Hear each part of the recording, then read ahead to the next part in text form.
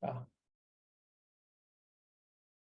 Boa noite, pessoal. Gravando mais uma reunião com os alunos da Iniciação Científica Júnior que participaram da UBA em 2022 e são bolsistas agora em 2023. E hoje uma aula sobre a dinâmica e cinemática do movimento do foguete quando incluímos a força de arrasto, é claro. E a força-peso também, né? Tá? Acho que é só essas duas, né? A força Bom, de empuxo acho que não vai estar incluída dessa vez, não, né? Tá? hum, Porque a força de empuxo atua por frações de segundo, né? Tudo bem, que é uhum. ela que dá o impulso inicial no foguete, né? Mas depois disso é só força-peso e força de resistência do ar, né? E a resistência do ar, é claro, só existe enquanto há movimento, né?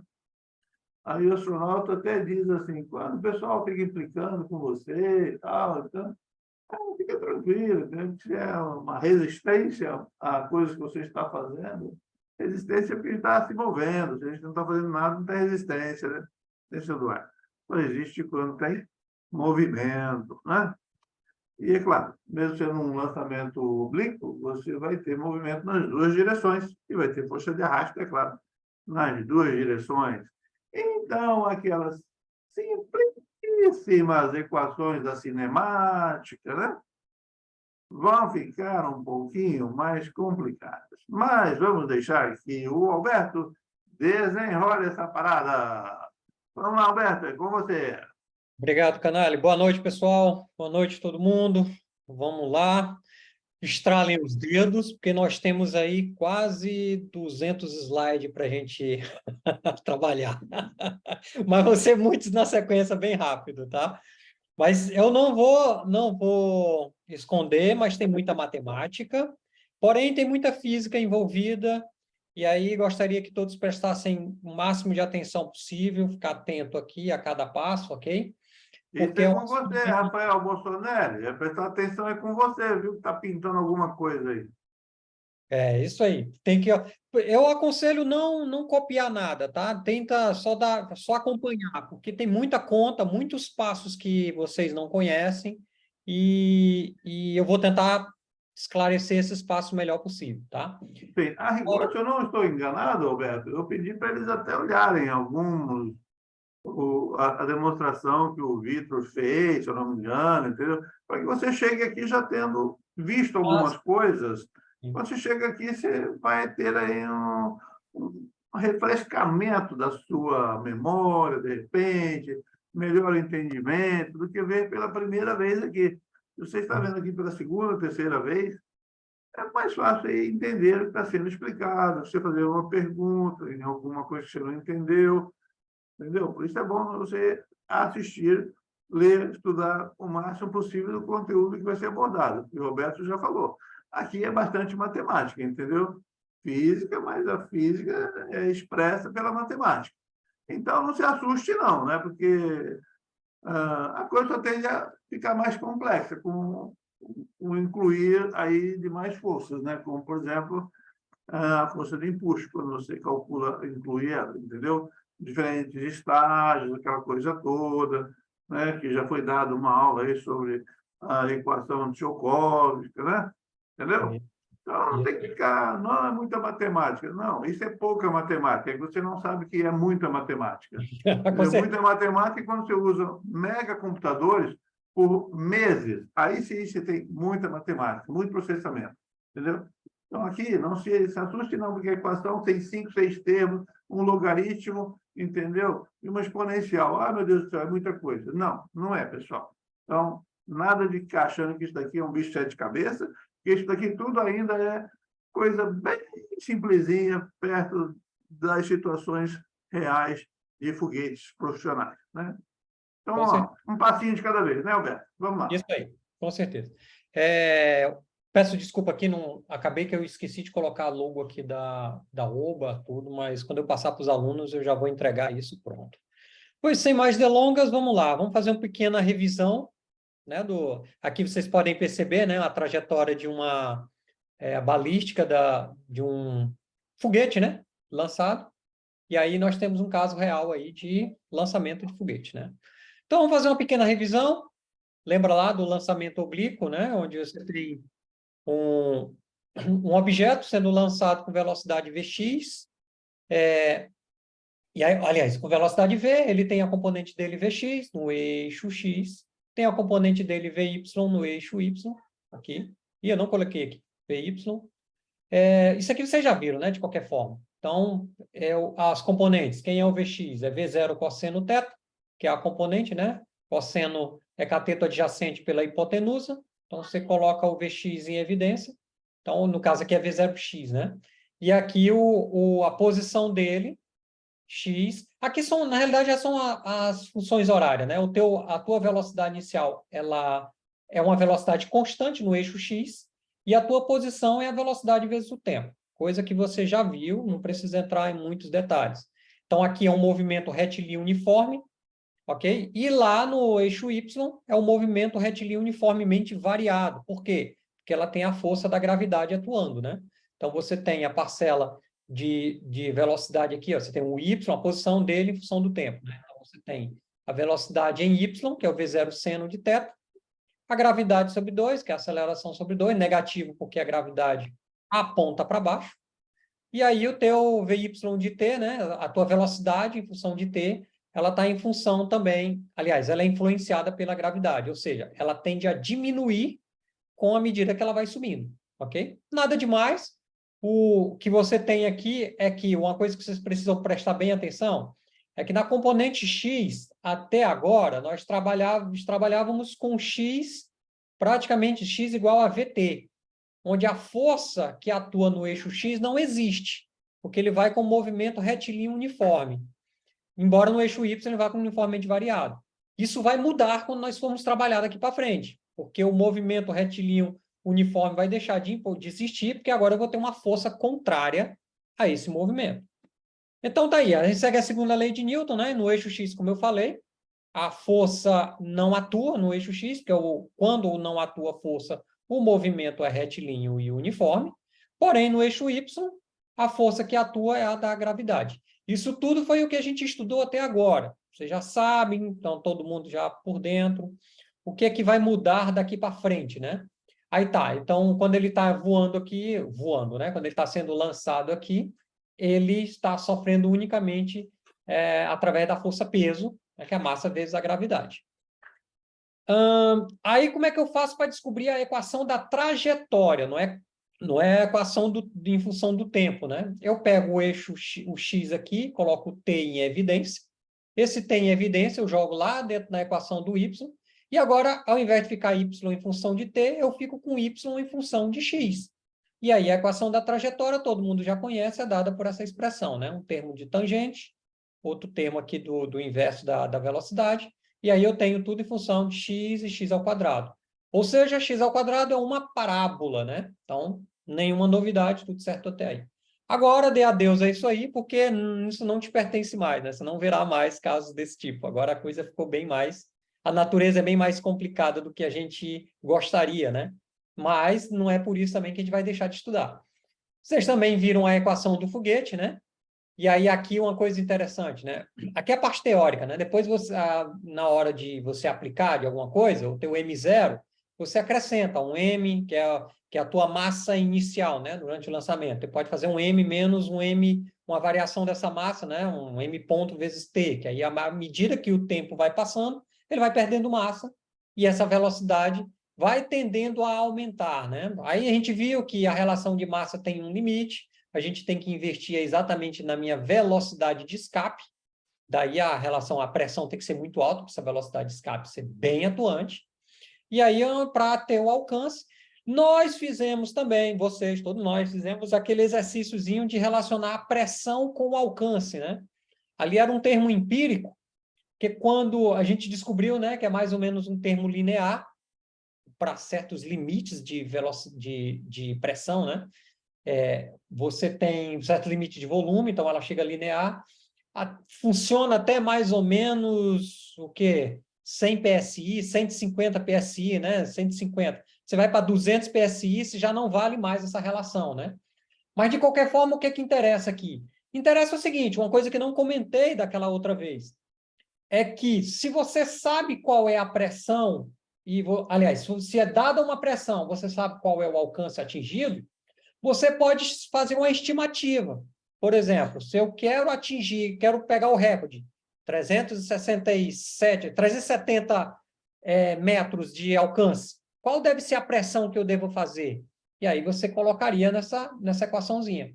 O problema é que essa equação, deixa eu voltar lá, essa equação, essa relação aqui, ela é empírica, mas ela não considera as condições, digamos, ideal. Eu não vou dizer condições ideais, mas aquelas condições mais bem favoráveis, né, para o teu lançamento. Por quê?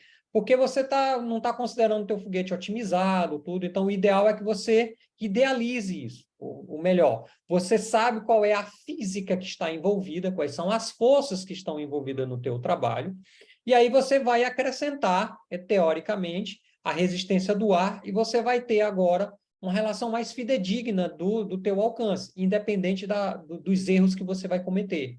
Então, aí a importância de você fazer esse cara modelado, ok? Muito bem. E aí, para isso, nós vamos precisar de algumas ferramentas matemáticas, né?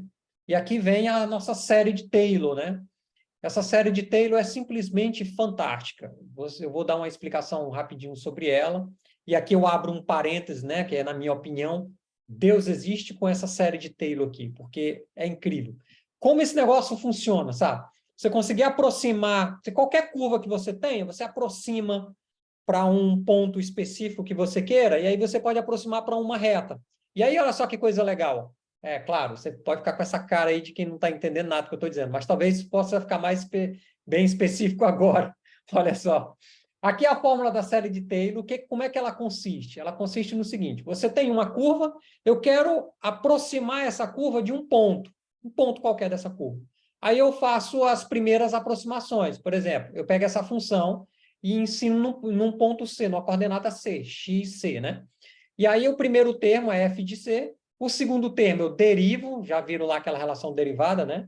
X elevado a n, é n, x elevado a n menos 1, né? Então, aí você deriva a primeira, depois deriva a segunda vez, já põe esse termo aqui, x menos C, onde C é a coordenada do ponto onde você está fazendo a tua aproximação, né? 2 ao quadrado sobre 2 fatorial. O que é esse 2 fatorial? 3 fatorial, 4 fatorial, isso aqui é, ó, por exemplo, n fatorial é n menos 1, n menos 2, por exemplo, 3 vezes 2 vezes 1. 5 fatorial, 5 vezes 4 vezes 3 vezes 2 vezes 1. É isso aí que é o fatorial, entendeu? Então, essa fórmula resumida, ela é traduzida nisso aqui, ó, ela vem disso aqui. E aí, sabendo que cada f' aqui é uma derivada em função do x. E aí está aqui. F' é a derivada da função em relação a x nesse ponto C. F2', a mesma coisa, F3', a mesma coisa. Muito bem. Geometricamente, como é que é isso? Você tem uma curva qualquer, uma curva f de x. Aí eu estou interessado nesse ponto aqui, na coordenada C, como eu havia falado, e aí eu tenho f de C. Como é que seria a série de Taylor nessa região aqui? Eu primeiro aproximo com uma reta, nesse ponto. E aí você diz, mas isso é uma curva. Como é que você quer aproximar uma reta de uma curva? Simples, dá para fazer isso. Em qualquer circunstância você consegue aproximar uma reta de uma curva. Por exemplo, você pode pegar o planeta Terra aqui, e eu quero pegar a superfície da Terra. Então, eu aproximo a curvatura da Terra lá em cima para uma reta. Ó, eu venho aproximando, venho aproximando, venho aproximando, venho aproximando. Chega um momento que ela é reta, né? Isso aqui era uma imagem em 4K, né? Eu não encontrei ela em 8K, aliás, 6K. Eu não encontrei ela em 8K. Se tivesse em 8K, daria para aproximar mais um pouquinho ainda, que eu cheguei no limite. Aí você vê que isso aqui é uma reta. Então, a curvatura da Terra, ela se aproxima de uma reta aqui, para essas circunstâncias, entendeu? Então, ou seja, eu posso fazer isso, certo? Posso fazer esse trabalho. Então, aproximando essa minha primeira aproximação, se eu quiser fazer uma segunda aproximação, olha só, minha primeira aproximação, ela fica como se fosse uma equação da reta, né? Então, eu tenho aqui. Fica boa, mas até certo ponto. Se eu quero ficar melhor, eu aproximo com mais outro termo aqui, mais um terceiro termo, né? Esse é o termo constante, o termo linear, o termo quadrático. Aí você vê que ele já melhora um pouquinho, né? Ó, então, ele já pega um pouquinho mais. Se você quiser aprofundar mais com a série de Taylor, aí você já pega esse em azul aqui, ó. Aí ele já pega bem mais. Tá, mas e por que que eu tenho que fazer isso, né? Por que que eu... Claro, não fica com essa cara de assustado, não, porque a gente vai ver o resultadozinho daqui a pouco, tá? Dessa conta. No próximo slide, isso aí. No slide seguinte, aliás. Então, eu tenho, por exemplo, essa curva em verde aqui, ó. Ela é uma função... Desculpa, a curva em preto. Ela é uma função seno. Né? Então, a função seno, eu quero saber uma aproximação da série de Taylor no ponto zero. Aí eu primeiro faço a primeira aproximação, que dá uma reta, bate certinho, né, até certo limite, depois faço uma segunda aproximação, dá uma curva, depois uma terceira aproximação em azul, e aí eu vou tendo. Mas tá, mas se tu sabe qual é a cara da função, para que tu quer série de Taylor lá? É porque nem sempre a gente sabe a cara da função. Nem sempre. E, às vezes, a gente tem uma expressão matemática dela e não me interessa saber essa expressão matemática como um todo, só me interessa num pontozinho. E, nesse caso, a série de Taylor é fundamental para nós. Olha só. Aqui um exemplo. Um f de x, vamos aplicar aí a série de Taylor para esse cara aí. Eu tenho uma função f de x que é igual a x à quarta. Deriva a primeira vez, dá 4x ao cubo. Deriva a segunda vez, 3 vezes 4, 12. 3 menos 1, que dá 2, né? E aí, deriva a terceira vez, dá 24. Aí está aqui a expressão da função. Onde for f de c aqui, vai ser, no meu c vai ser igual a zero, né? Porque é o meu ponto zero. Então, dá zero, a primeira, porque x igual a zero é zero, x substituído é zero. A primeira derivada dá 4x3, que é esse cara aqui, vezes x menos zero, que é o próprio x. A segunda, f', 12x2, o f2', né? 12x2, x menos zero, que é o x a 2, 2 fatorial é 2, porque 2 vezes 1 é 2. Depois, 24x, né, que é o teu f3', x menos zero, dá x ao cubo, sobre 6, porque 3 fatorial é 3 vezes 2 vezes 1. 3 vezes 2, 6, 6 vezes 1, 6. Está aí. Rearranjando os termos, ó. Você, x a terceira com x a 1 dá x a quarta, dá para somar tudinho, e aí eu fico com f de x a 14. Então, essa é a função que me dá naquele pontozinho lá da série de Taylor. Isso é um exemplo fictício, mas você poderia pegar do seno, do cosseno, etc. Foi o que eu consegui fazer de forma mais rápida, né? Tá, mas feito isso, agora vamos trabalhar com o foguete, né? Aí onde a gente já começa a mexer com a série de Taylor para valer, sabe? Porque, primeira coisa, eu quero trabalhar com esse foguete aqui, considerando ele numa força de arrasto. Eu vou estudar ele passando pelo ar, né? Claro. Só que, quando eu faço isso, as equações ficam extremamente complicadas, quando eu vou colocar esses caras aqui. Então, como eu vou dando complicações um pouquinho a mais, professor, por que você não faz logo tudo de uma vez? Eu não faço de uma vez porque o objetivo é ir fazendo simples e ir complicando para você ir ganhando intuição. Como, por exemplo, embora você não tenha resolvido a parte matemática com resistência do ar, mas você resolveu sem resistência. Então, você já sabe que o lançamento vai dar uma parábola. Deve dar alguma coisa perto de uma parábola. Não vai sair longe disso. Então, isso já é a intuição. A tua intuição está te dizendo. Então, no caso de um foguete aqui, a gente vai ter que aproximar ele para situações mais simples, que vai nos aproximar com um ponto. Um foguete vai nos aproximar com um ponto.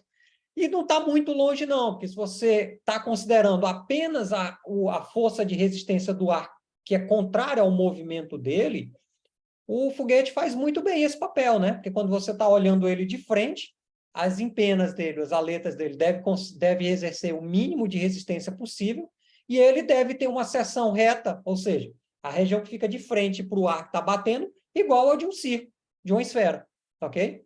Tanto é que, quando você coloca uma esfera diante de uma resistência do ar, isso aqui é um material que eu peguei de um livro, quem quiser, depois eu passo a referência, no fluxo, está passando ali, passa por esse fluxo, o foguete é muito parecido também. Então, a gente não perde muita coisa se a gente fizer essa aproximação, ok?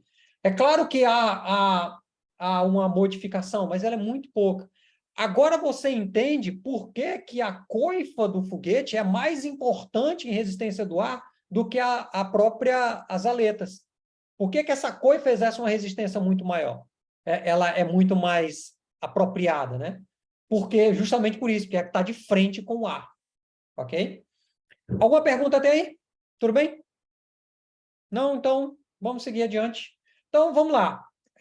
Estávamos considerando apenas uma bolinha com a força-peso, igual a mg, só que agora ele está viajando, né? Vamos botar aqui obliquamente no ar, com a velocidade v para cima, e aí, como tem resistência do ar, ele vai sofrer uma resistência que eu vou chamar ela de resistência F. E ela é negativa, porque ela atua no sentido contrário, né? Ela atua no sentido contrário ao movimento. E aí, faltou um negativozinho aqui, né? Eu posso botar, mas não tem nada não. Já fica claro aqui, ó. Esse F, ele é na direção do vetor V e ele é negativo porque ele é contrário ao vetor V.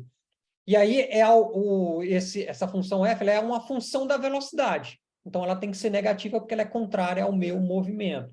É claro que aqui eu não vou levar em consideração a nenhum outro tipo de arrasto, por exemplo, o arrasto geométrico do foguete, como eu já falei, né? Vai ser simplesmente aquele arrasto que é contrário ao movimento.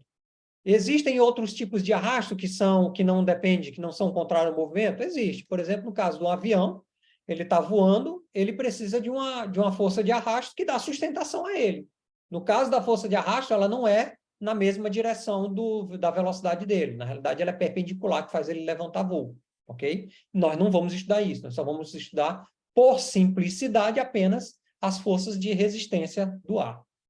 E aí nós podemos considerar isso aqui, aí onde entra a série de Taylor. Porque se eu pegar essa força aqui, como eu não sei como é que é a cara dela, eu vou fazer uma série de Taylor aplicada aqui, ó. Como que eu faço ela aplicada? Eu uso o primeiro termo, que é um termo linear, K1. K é uma constante e eu tenho esse primeiro termo em função da velocidade.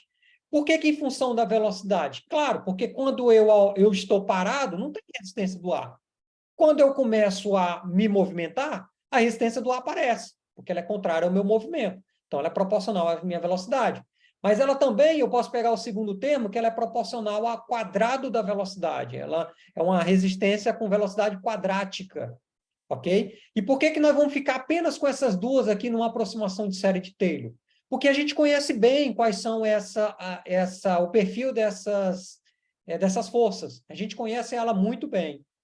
Por exemplo, o K1 aqui, eu posso dizer que ele é proporcional aqui a uma espécie de viscosidade, onde essa viscosidade, eu não vou entrar em detalhes, porque senão já tem quase 200 slides. Se eu for entrar em detalhes desse negócio aqui, vai para mais de 500 slides, né? Então, mas o que você precisa saber é que ele tem um termo de viscosidade e ele tem um termo que é do diâmetro do objeto que está indo. Por exemplo, seria o diâmetro dessa esfera. Então, para uma viscosidade. Então, o ar exerce uma viscosidade. O que é viscosidade? Eu não sei se vocês sabem, mas viscosidade é, por exemplo, é aquilo que gruda. Então, você mete a mão na água, quando você tira a mão, aquilo que fica na tua mão é o resultado da viscosidade.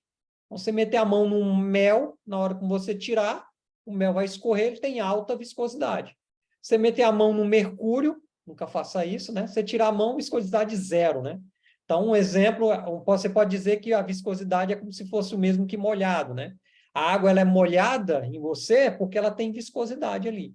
O ar também tem viscosidade, ele gruda para determinados valores de velocidade, e a gente vai discutir isso daqui a pouco.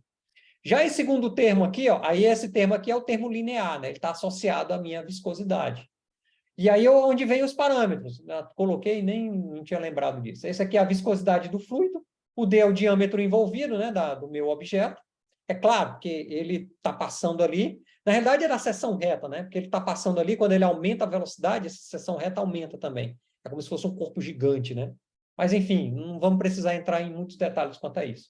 V é a velocidade do objeto. Isso é válido? Quando é que isso é válido? Para velocidades em torno de 2 metros por segundo, que dá equivalente a 7,2 km por hora, ok? Ou seja, é muito pouco. Ah, professor, não se aplica ao nosso foguete? Você já percebe que não, né? Já dá para perceber aí que não. Mas vamos continuar aqui, que a gente tem muito que discutir. Já o outro termo é o termo quadrático. O que significa?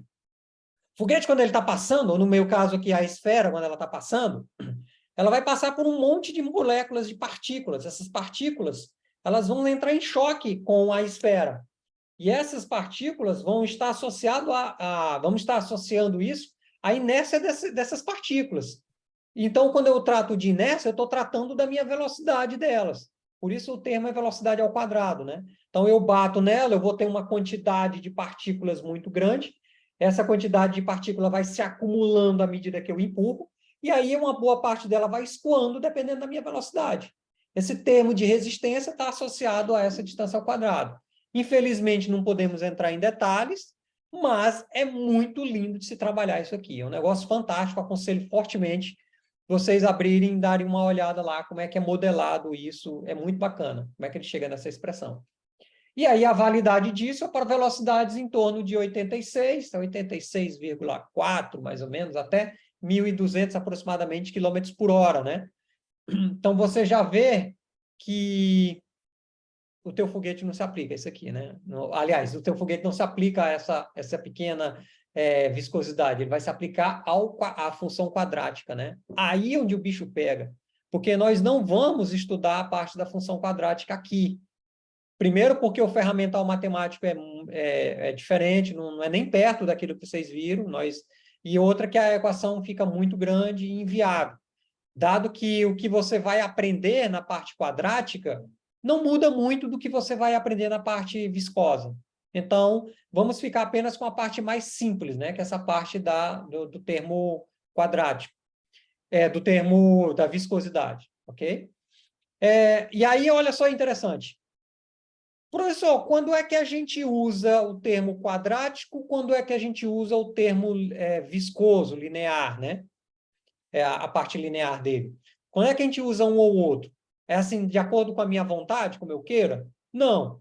A gente define um chamado número, que é um fator, onde eu pego a parte viscosa, a parte quadrática, perdão, e divido pela parte viscosa.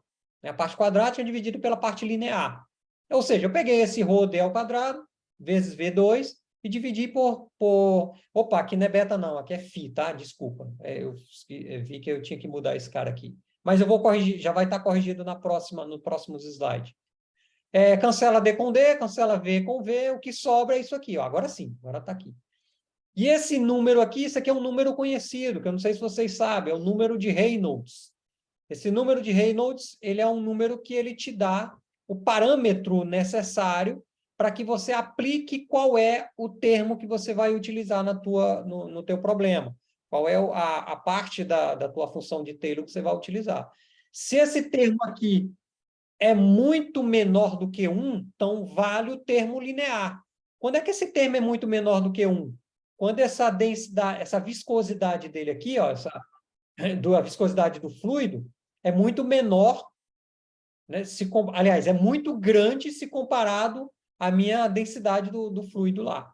E aí esse número, então, um número muito grande, com um número pequeno com um número muito grande.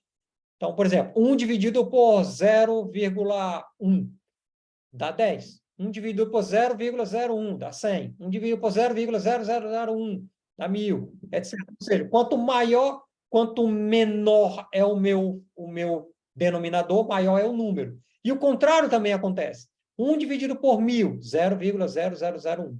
1 dividido por 100, 0,001. 1 dividido por 10, 0,1. Ou seja, quanto menor é maior o teu denominador, maior o teu número todo. Então, está aqui, a gente usa o termo linear. É isso aqui que, em física, a gente diz se uma coisa é grande ou ela é pequena. Porque você dizer que uma coisa é grande ou pequena não tem sentido físico no geral. Você tem que colocar um termo adimensional, que é esse caso aqui, porque, ó, por exemplo, a velocidade ela tem dimensão de espaço pelo tempo. Esse cara aqui, ρd sobre φ, ele tem dimensão de tempo por velocidade. Então, de maneira que isso aqui dá um número adimensional, ok? E aí, quando eu tenho, por exemplo, maior do que 1, aí eu uso o termo quadrático.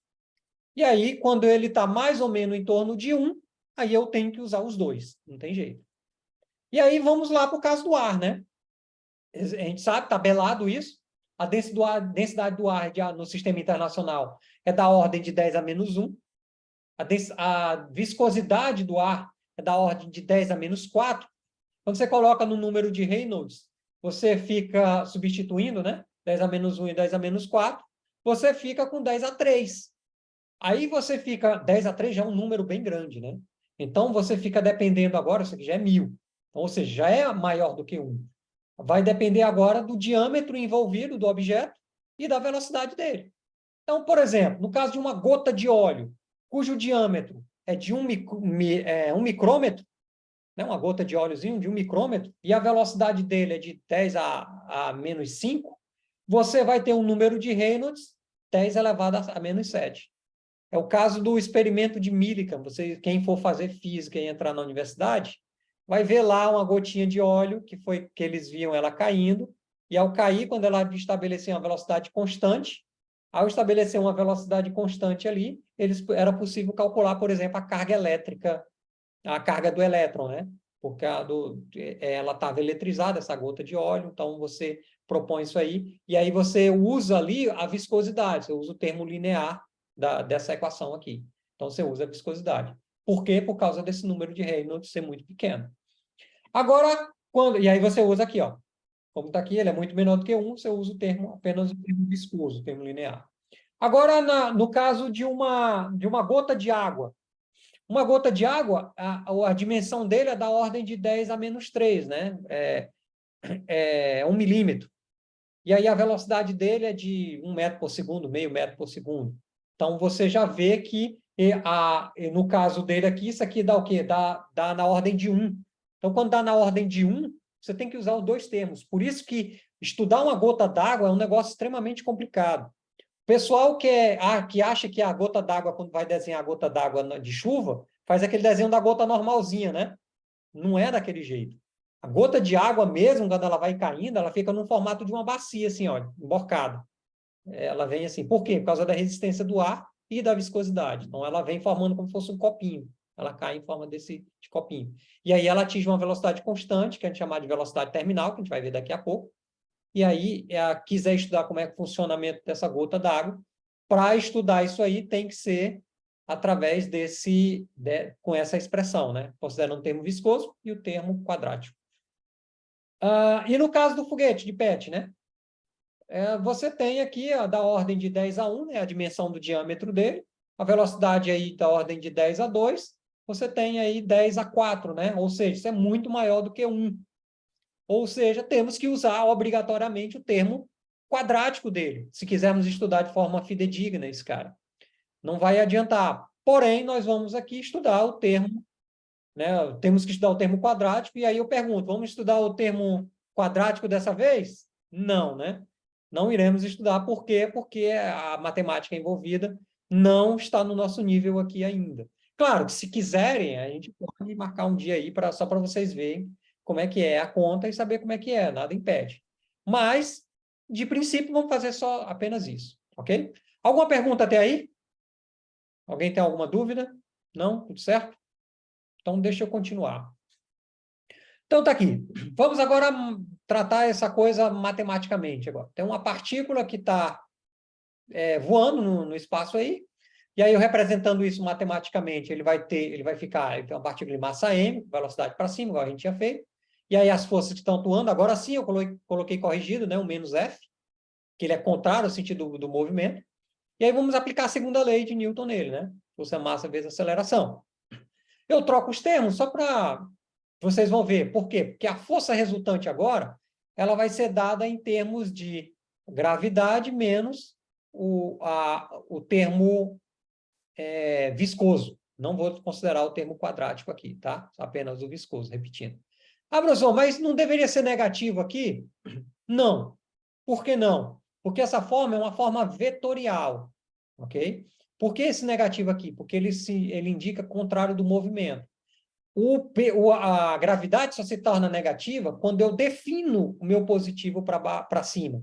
Não foi o caso aqui. Porque se eu definir meu positivo para cima, esse cara aqui vai ser negativo, mas esse aqui também será negativo. Aí uma coisa compensa a outra.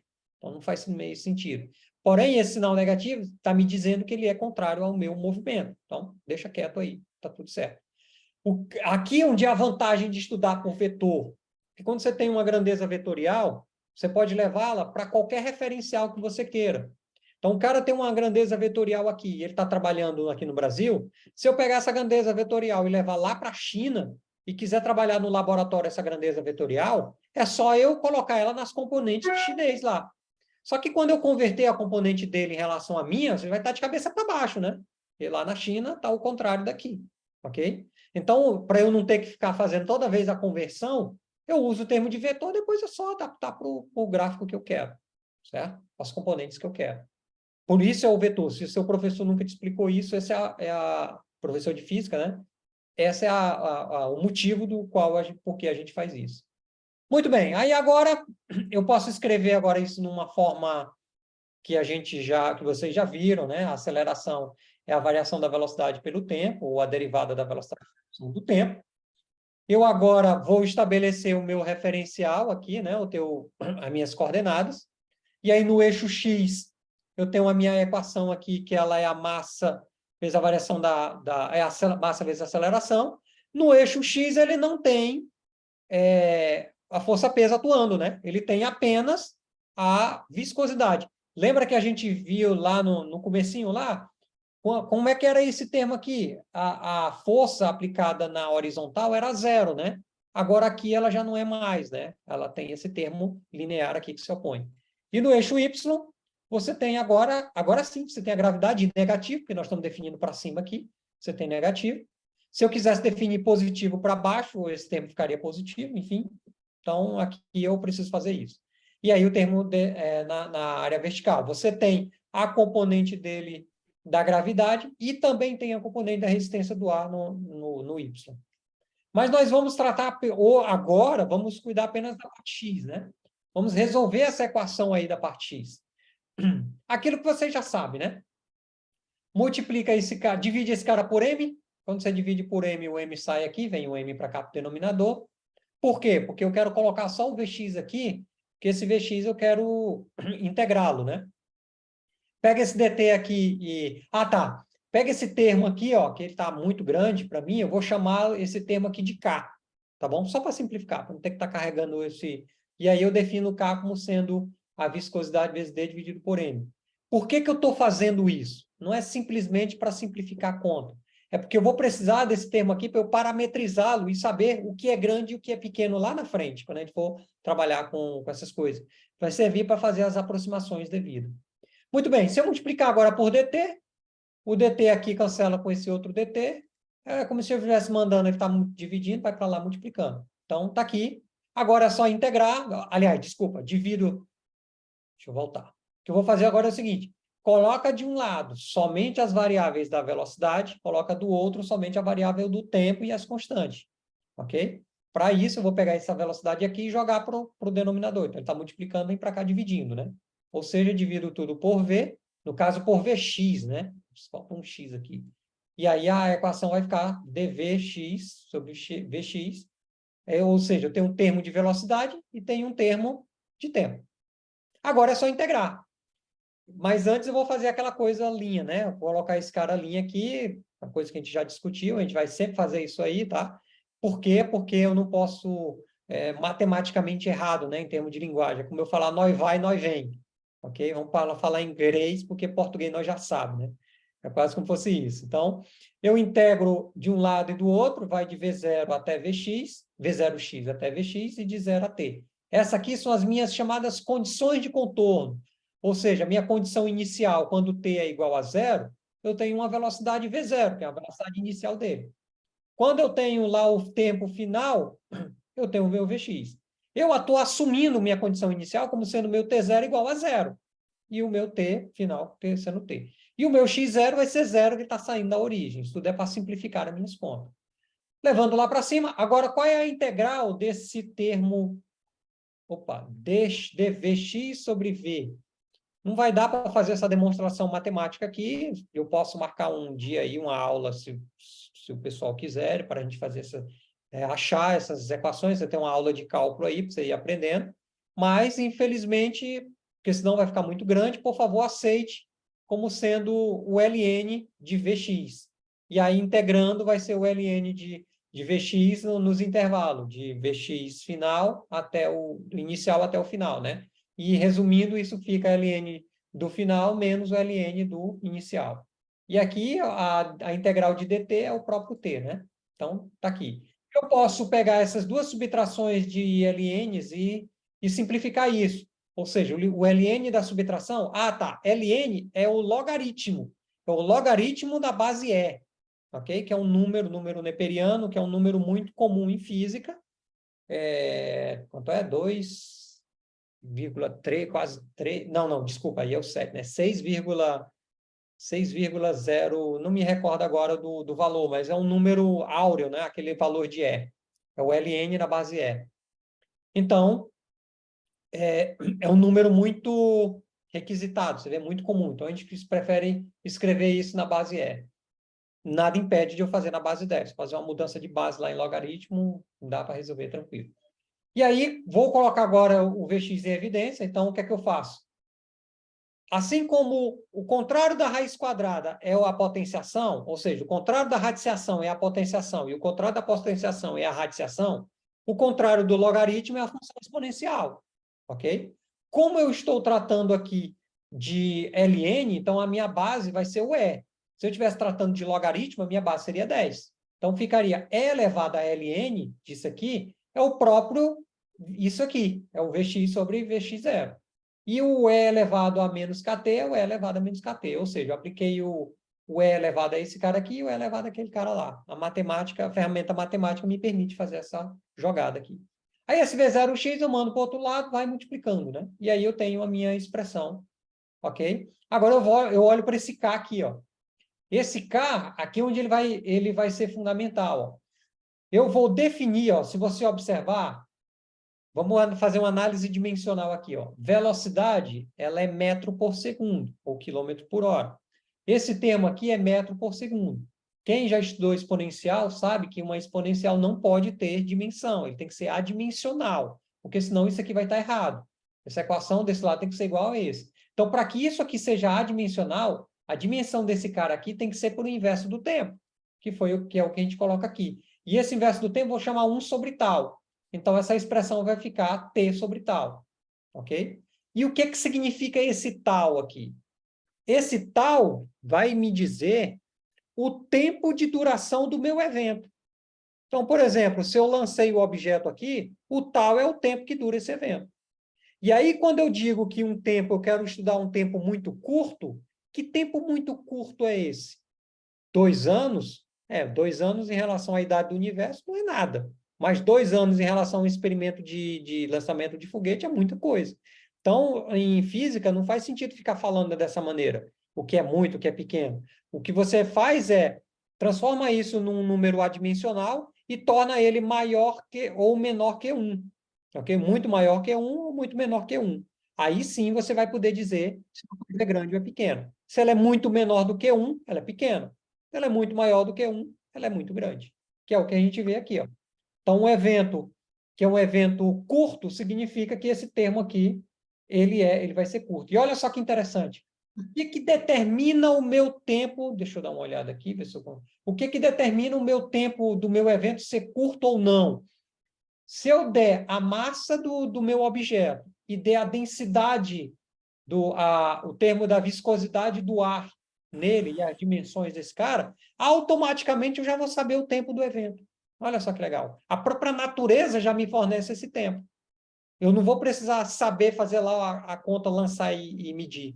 A própria equação já me fornece. Então, por isso esse tal é fundamental. Porque ele já vai me dizer se o valor vai ser grande ou pequeno. Então, por exemplo, se a minha densidade, a minha viscosidade, ela é muito baixa, o meu tempo de lançamento vai ser longo, né? Porque esse termo pequeno, o termo grandão vai ficar gigante, né? Tal. Agora, se a minha viscosidade é muito alta, esse número grande vai ser pequeno, ou esse número total vai ser pequeno, e aí o tal vai ser curto.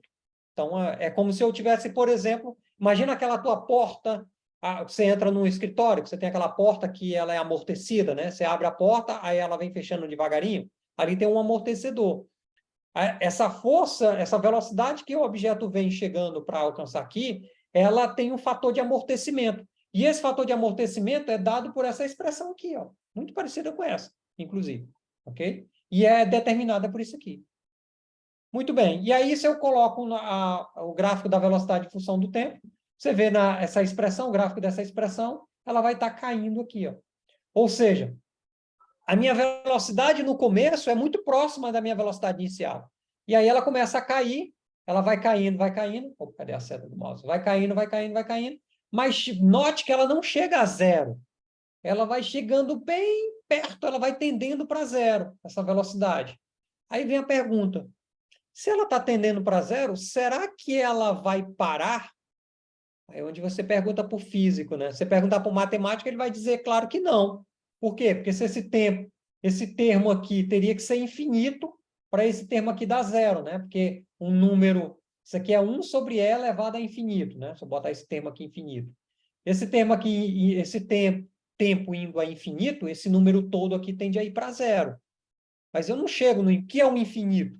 O infinito para um físico nada mais é do que aquele tempo que é maior do que aquilo que eu posso medir. Então, por exemplo, no caso da minha velocidade, o infinito para ele é o seguinte, ó, ele vai ter uma velocidade infinita ali, aliás, eu vou precisar de um tempo infinito e ele vai ter uma velocidade infinita, vai continuar andando.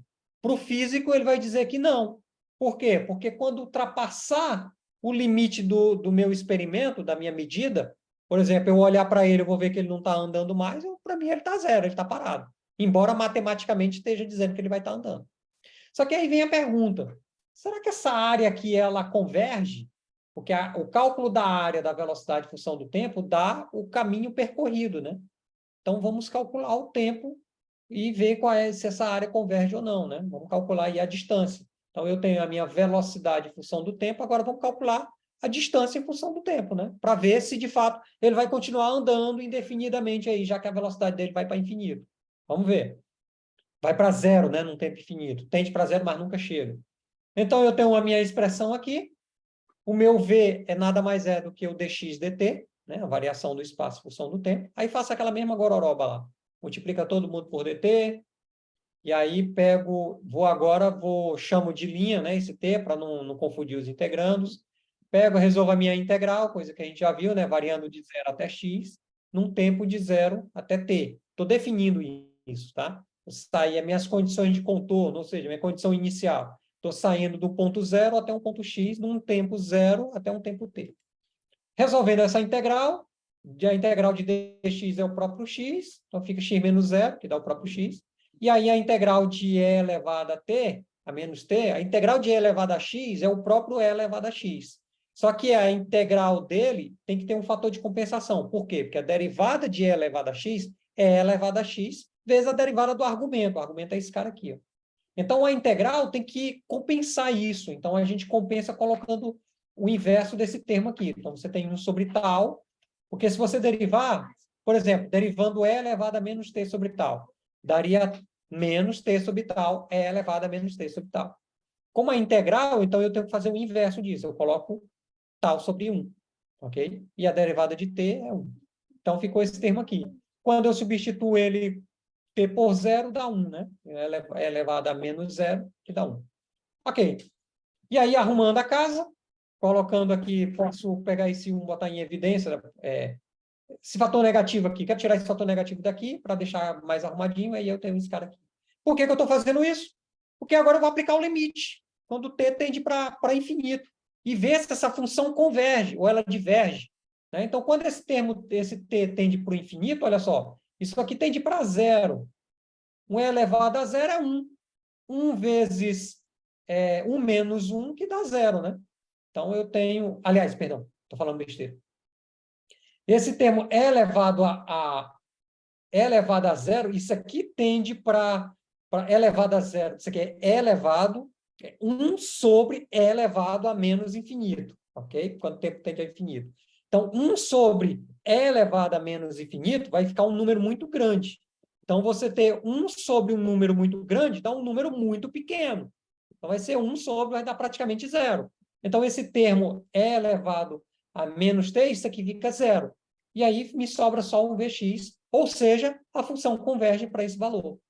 E aí, se eu coloco isso num gráfico, ó, o v de x, o que acontece com a minha posição? Ele sai da minha posição zero e vai caminhando em relação a esse x aqui, esse v0x e tal. Ok? Quanto tempo dura isso? Esse tal aqui. Esse tal é o tempo de convergência dele, que a própria natureza me fornece. E esse tal aqui vai depender das minhas propriedades do ar. ou do fluido do qual eu estou estudando. Olha que legal. Eu não sei vocês, mas eu acho isso muito bonito. Muito bonito. Muito bem, vamos acordar agora, né? É hora de acordar e vamos passar adiante, porque eu só resolvi a parte do X, né? Falta resolver agora a parte do Y. Como é que eu resolvo agora esse cara aí? Vou pegar ele aqui. Vou definir agora para baixo como sendo positivo, tá? Questão matemática, nada me impede. Depois, se quiser, é só mudar o sinal lá, não vai ter problema nenhum. E aí vou fazer aquela mesma coisa, né? Multiplica, divide todo mundo por M. E aí deu esse cara aqui. E aí, olha só, eu vou estudar o lançamento de queda, e aqui tem uma coisa muito interessante. Olha para esse termo aqui, ó.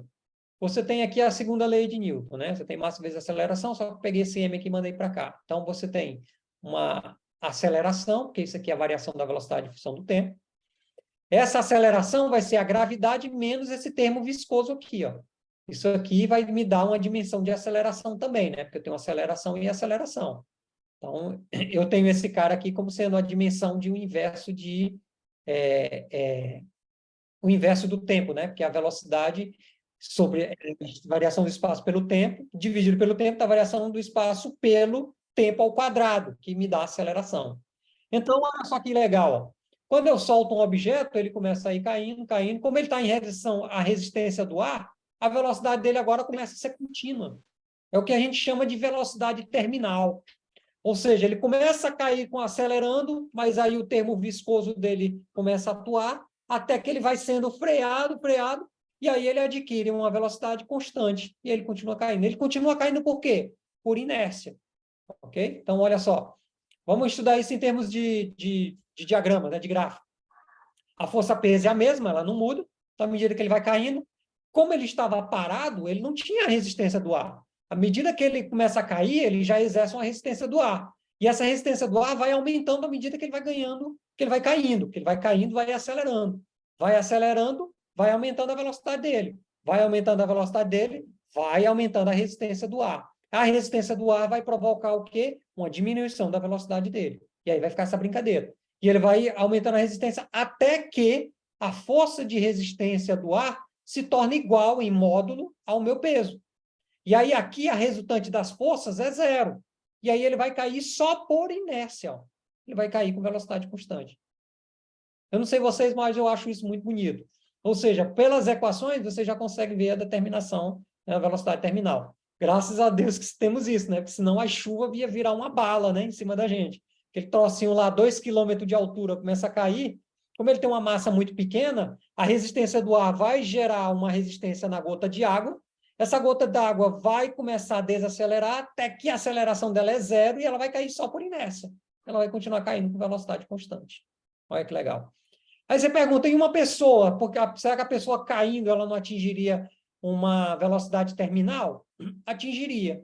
Só que a velocidade, a massa da pessoa é muito grande, a velocidade terminal dele, ele chega no chão e não alcança a velocidade terminal. Ele precisaria de uma quantidade de atmosfera muito grande, ok? E o curioso é que existe um tal aí que me dá esse tempo da velocidade terminal, que a gente vai ver daqui a pouco.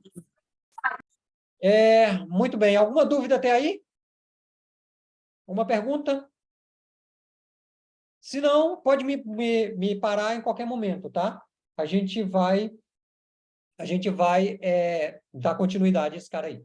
E aí, quando eu tenho a minha aceleração sendo zero, né, no caso da velocidade terminal, a minha aceleração é dado por VY sobre tal. Aí o tal que eu falei, né? Esse tal aqui é quem me determina qual vai ser o tempo da minha velocidade terminal ser atingida, né? Quando eu atinjo essa minha velocidade. De novo, isso depende da minha viscosidade do ar, né? E quanto maior a massa, maior é o tempo que eu levo para eu atingir a minha velocidade terminal. É por isso que quando um cara é muito grande, o tempo muito pesado, o tempo que leva para ele atingir é muito longo, então ele vai ter que percorrer por um longo tempo até ele atingir a velocidade terminal. Ok? E aí, claro, as dimensões, né? Quanto maior a dimensão. E aí é uma coisa interessante, quanto maior esse D aqui, menor é o tal. É por isso que você tem o paraquedas, né? Porque quando eu abro o paraquedas, embora a massa dele seja grande, eu faço a minha área de contato dele ser muito maior, que é o diâmetro, né? E aí, com esse diâmetro muito maior, um número dividido por um número muito grande fica um número pequeno. Aí esse meu tal aqui cai, ó, se torna pequenininho. Aí eu rapidamente atinjo a minha velocidade terminal, ok? Um solavanco doido, né? E aí a minha velocidade terminal eu posso definir como sendo a gravidade vezes esse tal aí, que é o meu fator, né, de tempo para alcançar a minha velocidade terminal. Então, olha só, a própria natureza me fornece um valor de que eu atinja a minha velocidade terminal como eu queira. Então, vamos dar continuidade. Isso foi sem resolver as equações. Nós só fizemos uma análise física apenas observando essa equação no eixo Y. Você vê como é que ela se comporta, como é bonito, né? Agora, vamos resolver a equação. O que quer dizer resolver a equação? Nós vamos achar agora o termo da velocidade em função do tempo, porque aqui eu tenho só o termo da aceleração, né? Vamos resolver essa equação diferencial aí. Muito bem. Pegando esse termo aí, como eu já falei, né? Faz ele dividido por tal, multiplica todo mundo por tal aqui, fica tal assim. Por que que eu estou fazendo isso? Porque, de novo, eu quero fazer aquelas grandezas ficarem só de um lado velocidade e o outro tempo. Só que aqui tem um detalhe, essa integral não é muito simples de resolver, né? Aí vem um artifício. Mas antes disso, eu vou chamar esse GT aqui, só para simplificar, para não ficar carregando essas contas todas, chamar isso aqui de velocidade terminal, tá? TM, VTM. E aí, eu vou definir, vou chamar de U, VY de T, então, função de T, menos velocidade terminal. Estou definindo o U dessa forma. Por quê? Você vai já entender. Quando eu derivar o U, derivo U aqui em função do tempo, cadê o dt? A derivada da velocidade terminal, que é uma velocidade constante, é zero, e aí eu fico só dVy de T, dt. E aí, eu pego a minha... Opa, deixa eu ver aqui. E aí eu pego a minha equação original lá e substituo. Onde for dv, eu substituo por du. Eu cancelo o dt aqui, né? Fica onde for dt, dv vai ficar só o du. Então, ficou dv, ficou du. E aí, essa expressão toda aqui ficou menos 1. Ok? Daqui a pouco vai fazer sentido. E o meu dt está aqui.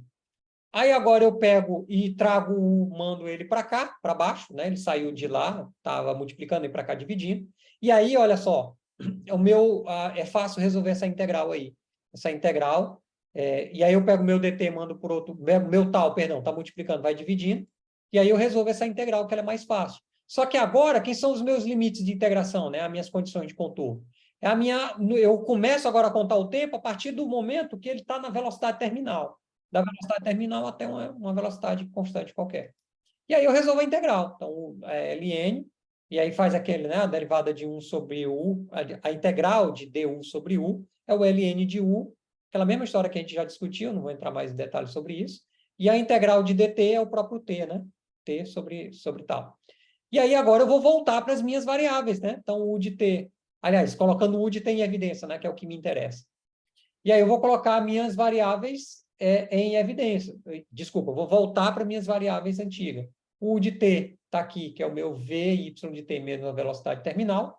O U0 é o meu Vy0, que, né, não é mais V de t, é um número constante, menos a velocidade terminal. E elevado a menos t sobre tal. E aí eu tenho a minha função da velocidade, a minha equação da velocidade. Eu pego a velocidade terminal que está negativo, mando para lá, vai positivo. Eu tenho agora a minha expressão da velocidade terminal em função do tempo. Note que ela não se parece em nada com aquela lá da função da velocidade. Porém, aí onde é bonito na física, que por que eu estudava, por que a gente estuda aquilo lá se aquilo não é aplicado? Não, a gente estuda aquilo lá porque aquilo ali vira um caso particular onde a viscosidade é desprezada. E como é que eu faço para resolver, para alcançar lá?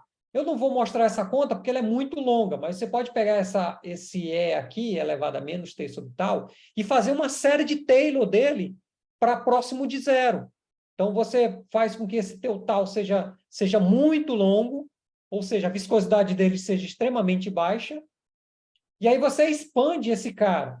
Quando você vai expandir ele, e aí você vai ter o termo em t igual a zero, depois o termo linear, depois o termo quadrático, e você resolve essa conta, cai exatamente lá na equação da velocidade, quando você não considera a resistência do ar. Olha que legal.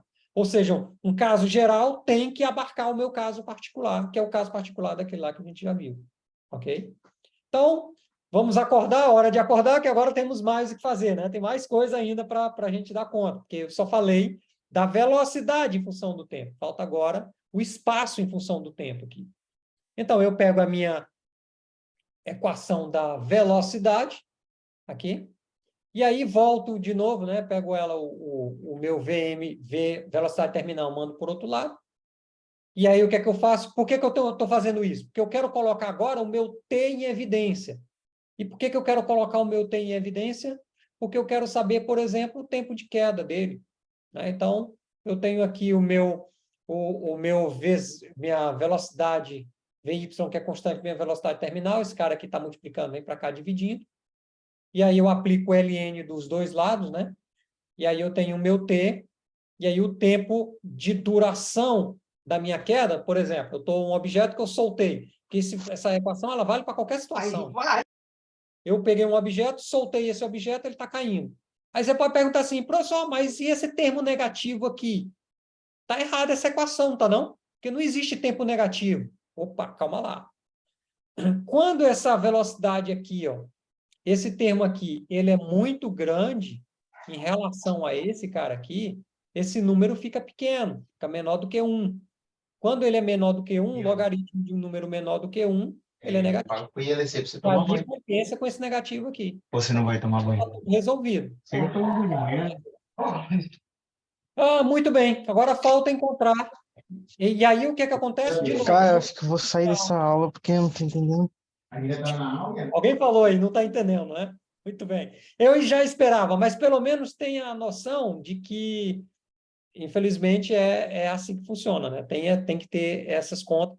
Mas lá na frente você vai usar essas equações, você vai rever esse vídeo aqui e vai ver, olha só, ele resolveu dessa forma e eu não estava entendendo nada, agora eu vou começar a entender, né? Mas, enfim, que fique pelo menos, eu estou focando na parte física, né? Pelo menos na parte física do trabalho, que é mais importante do que ficar só jogando números, ok? Então, quando esse meu tal aqui é muito longo, o meu tempo, ou seja, o tempo que ele leva para atingir a velocidade terminal é muito longo, esse tempo faz com que ele demore bem mais tempo caindo, ok? Então, esse é o meu tempo de queda. Muito bem, voltando lá, agora eu quero fazer o y em função do tempo, né? Aquela mesma história de novo. dv dt, a velocidade em função do tempo, que dá a minha velocidade.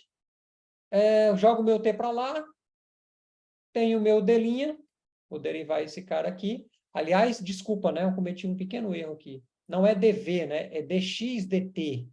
Não tem um dv aqui, não, tá? Isso aqui é um dx, não, dy. É um y. Mas eu não tenho problema, não, que eu corrijo lá na frente, ó.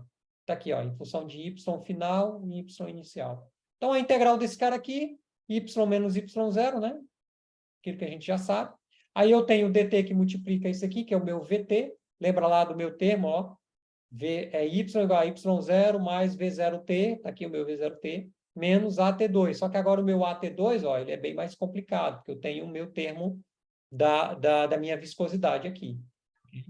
E aí, essa é a função do tempo. De novo, se eu quero recuperar os meus dados lá do anterior, lá da original, eu pego esse e elevado a t e expando ele em série de Taylor, e aí eu recupero o meu y0 mais v0t mais um meio de at2. Ok? Muito bem, chega da equação de trajetória, tá bom? Agora, ou da equação de função horária, vamos agora trabalhar com a equação da trajetória, né, para finalizar o nosso trabalho aqui, que já chega, tem gente muito cansada aí. Vamos lá, pegamos as duas equações do x em função do tempo e do y em função do tempo. Como é que a gente vai fazer agora? Tá aí, aqui está ela nessa forma aqui. Lembre-se, quando era o termo, antigamente era só V vezes T, né? Agora eu tenho esse terminho aqui, que é o termo de resistência do ar. E aqui eu tenho o termo de resistência do ar também. Então, como é que eu faço aqui agora? Eu vou simplesmente simplificar a minha... Opa, peraí. Vou simplificar a minha equação.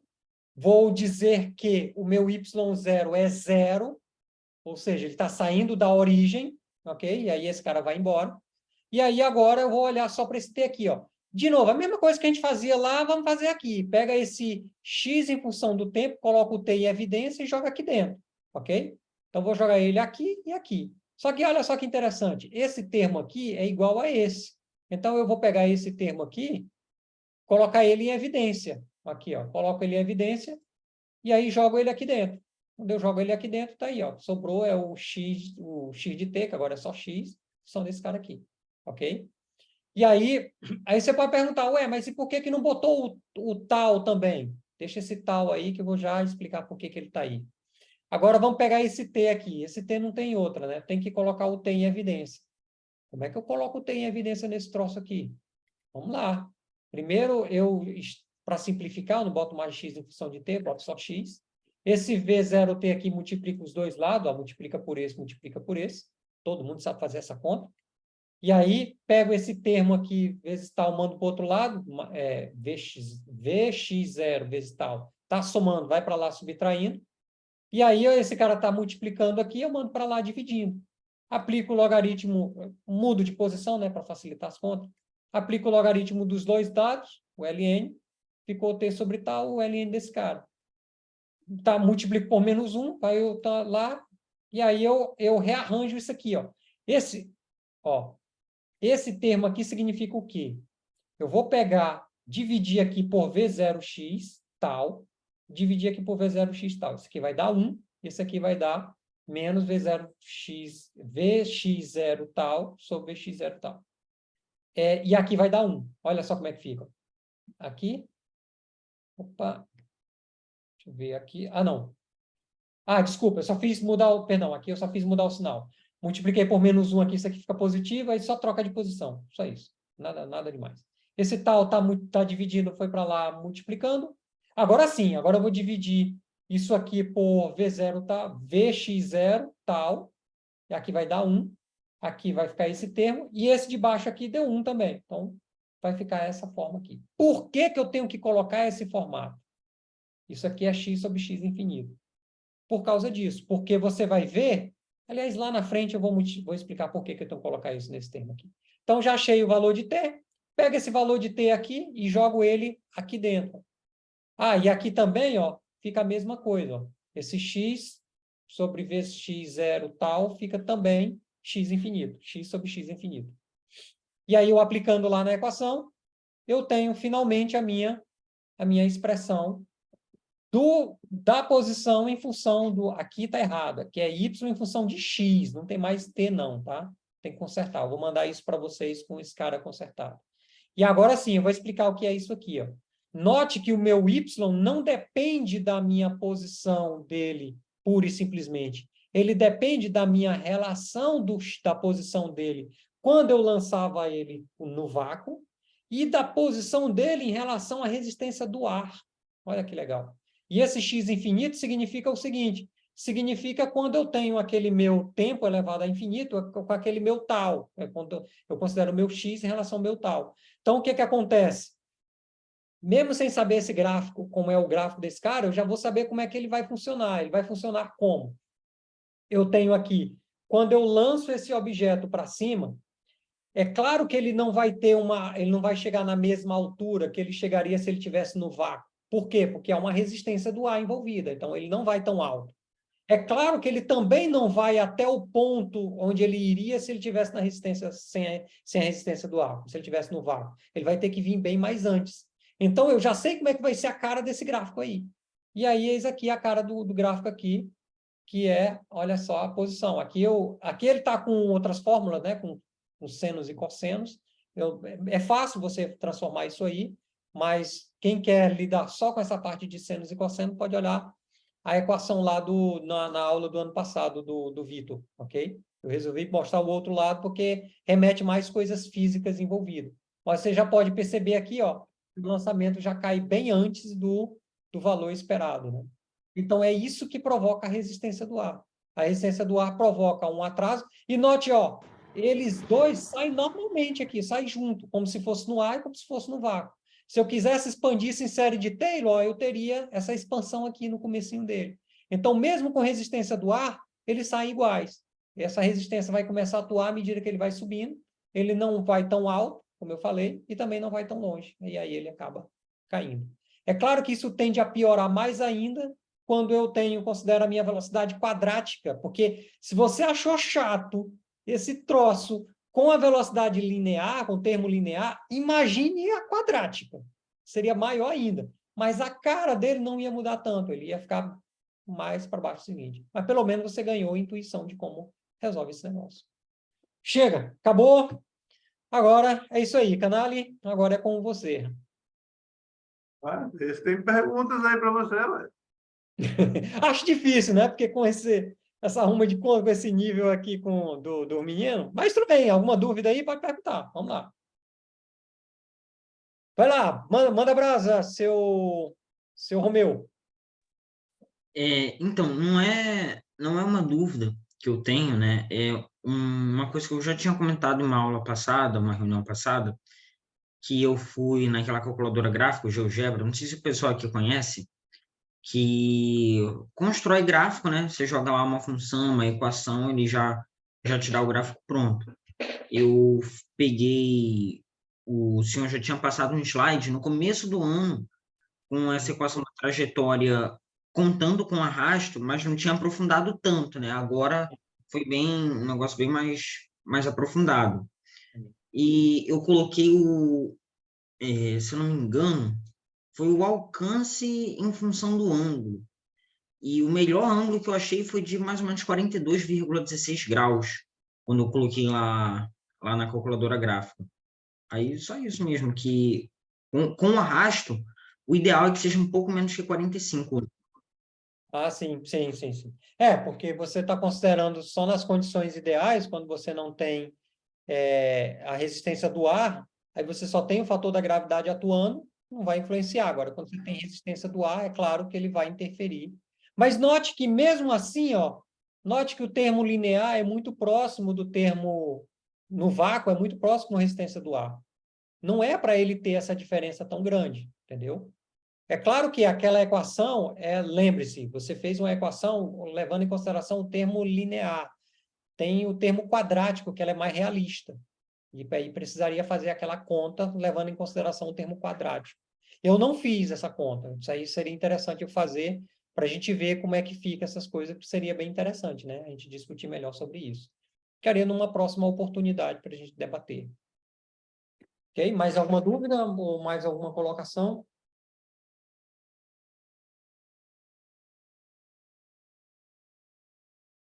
Cri, cri, cri. Isso eu já era esperado, tá?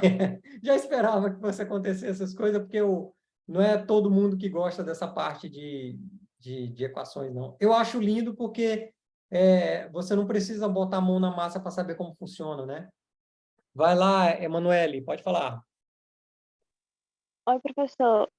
Eu não sei se você está me ouvindo, porque eu estou de fone, mas confirma aí se está me ouvindo. Tô ouvindo, sim. Pode falar. Certo.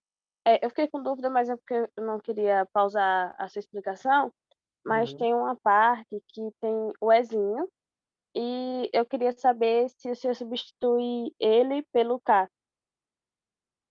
Substituir ele pelo K? Sim, Você está falando o termo, o exponencial, né? isso, porque foi mais no começo. Tem uma partezinha que ele tá. Pode sim, porque aí você vai fazer uma aproximação inteira, né? Então você vai pegar um termo linear, então vai ficar uma coisa do tipo KV. Pode, não tem problema não. Isso, Você vai poder. Agora, claro, considerando as dimensões, dimensionalmente correto, entendeu? Pode, não tem problema não. É porque isso aqui é o caso mais geral possível dentro das limitações do termo viscoso, ok? É por isso que entendi. essas equações ficaram feias aqui. Mas note que ela não é nem parecida com a que o Vitor fez, ó. Olha a cara dela aqui, ó. Essa cara desse cara aqui com essa cara dele aqui. Aqui é um caso bem geralzão. Por quê? Porque aqui eu quis focar mais na parte da física. Não quis focar na parte Entendi. propriamente dita. Mas daqui, dessa equação, você pode levar para outra sem problema. Você vai fazer as aproximações devidas sem problema nenhum. Ok? Boa, muito bem. Mais alguém? Entendi, tá certo. Show, valeu. Mais alguém? Alguém mais alguma colocação? Não? Então, Canali, é com você. Ok, pessoal? Só isso por enquanto, já registraram aqui a presença, entendeu? Aquela história, tem que ir acostumando a ouvir, não pode ter medo das coisas, não estou entendendo nada, se você sair, com certeza você não vai entender nada mesmo, e ficar aí, você vai ter uma ideia das coisas que vão aparecendo, né? É questão agora de pegar isso e assistir com calma, tentar deduzir as passagens que são acessíveis ao seu nível de conhecimento matemático. Repare que foram usadas aqui o cálculo diferencial integral, né? Com bastante frequência, entendeu? Então, e aí isso fica um pouco de mágica para você tem uma equação integral e a solução é essa daqui, mas você não sabe como resolve aquilo, entendeu? Então, aceita por enquanto, a resolução é essa daqui. Como chegou aquele resultado, você vai entender mais adiante, para você conhecer um pouco mais sobre cálculo integral diferencial, né? Mas repare que os resultados finais, eles são algébricos, né? Claro que vai aparecer LN, vai aparecer exponencial, né? Estamos trabalhando com coisas amortecidas, então sempre vai ter termos exponenciais, né? Levado a menos alguma coisa, entendeu? Mas não é desistindo que a gente vai entender as coisas. É persistindo que a gente vai entender as coisas, né? Tá? Então, por hoje é só, pessoal. Até a próxima reunião aí do grupo, né? E boa noite a todos, então. Boa noite, pessoal. Boa noite, todo mundo. Valeu. Pode falar, Miguel. O que você manda? Oi, Alberto, tá me ouvindo? Opa, sim, estou vendo. Então, eu até expliquei para o professor Canali no chat, mas eu não sei se ele viu, que eu fiquei sem luz aqui em casa hoje, a tarde toda. Aí eu até mandei uma mensagem para o Canali antes da aula, pelo WhatsApp, dizendo que eu não sabia se eu ia conseguir. Mas aí eu consegui assistir pelo celular da minha mãe, com 4G, com internet. Mas eu fiquei com a câmera desligada, porque não estava sem luz, não tinha como abrir. Aí, um pouco antes das 9, a energia voltou e eu abri a câmera. Show, tranquilo. Tá bom? Beleza. Só para deixar avisado. Tem problema. necessidade de mandar um e-mail explicando? Não, já mandou aqui a explicação, aqui eu vi sim, entendeu? Precisa não. Tá bom. Obrigado. Valeu. Obrigado. Boa noite. Boa noite. Maria Clara. Boa noite. A minha dúvida é referente à parte da tarefa 41, que a gente tem que enviar o vídeo que a gente achou mais interessante no grupo do WhatsApp. Eu queria saber o dia que tem que ser enviado, se é no dia 24, 25 ou depois. Antes da data da finalização da tarefa. Quanto mais cedo você compartilhar, mais útil vai ser para todo mundo. Certo, obrigada. Tá? Boa noite. Boa noite. Fala, Romeu. Está com a mão levantada. Boa noite, professor. Só complementando o que eu falei agora há pouco, que realmente, né, o professor Alberto falou que não vai mudar muita coisa se colocar em 42,16 graus, e realmente mudou pouquíssima coisa, aumentou em 0,5% o alcance. Mas, assim, eu acho que é interessante comentar aqui com todo mundo, porque mesmo que seja pouca coisa, esse 0,5% que aumenta, já faz uma diferença, porque é uma soma de fatores. Se for aumentando 0,5% com ângulo, mais 1%, 2% com o formato da ogiva, for aumentando de pouquinho em pouquinho, depois o foguete ganha 20%, 30% de alcance com facilidade, se for fazendo pequenos ajustes em várias coisas. Então, 0,5% não é muita coisa, mas junto, né, aliado ali a vários outros fatores, faz uma diferença maior. Mas deixa eu só te dar uma explicação aqui, ó. De fato, é verdade, faz muita diferença. O problema é que os erros na análise de foguete, em trabalhos com foguete, são muito grandes. Então, a diferença de uma fabricação de uma garrafa PET para outra, de um foguete para outro, faz com que os erros se tornem tão grandes que esse ganho percentual se torne insignificante, entendeu? Porque por mais que você seja refinado, a menos que você faça ele em escala industrial, mas ele teria que estar idêntico nas mesmas condições de temperatura e pressão. Você teria que ter as mesmas para você poder ter esse ganho, entendeu? Então, assim, não se iluda muito em achar que, não, se eu for colocar isso, eu vou ganhar. Não, porque o erro associado à tua montagem do foguete já, como é que eu posso dizer? Já encobre todo esse ganho que você tem, entendeu? É basicamente isso. Agora, você tem toda a razão. É nem aquela história matemática, né? Tende para o infinito, ele converge ou ele diverge? Depende. Esse infinito é quanto? Matemático ou infinito físico? Ultrapassou o meu parâmetro de medida, meu instrumento de medida, para mim já deu infinito, entendeu? Então, aí depende dessas condições. Mas excelente sua colocação, muito boa. Mais alguma pergunta? Quem está aí presente é porque vai fazer alguma pergunta. Ou está querendo ouvir a resposta à pergunta de outros. Tá? Ana Luísa, alguma coisa? É mesmo. Ok, boa noite a todo mundo. Boa noite, até a próxima reunião. Bom Boa noite. final de semana aí para todo Obrigado, mundo. meu. Vocês também. Obrigado. Até a próxima reunião. Boa Valeu. noite. Tchau, tchau, boa noite.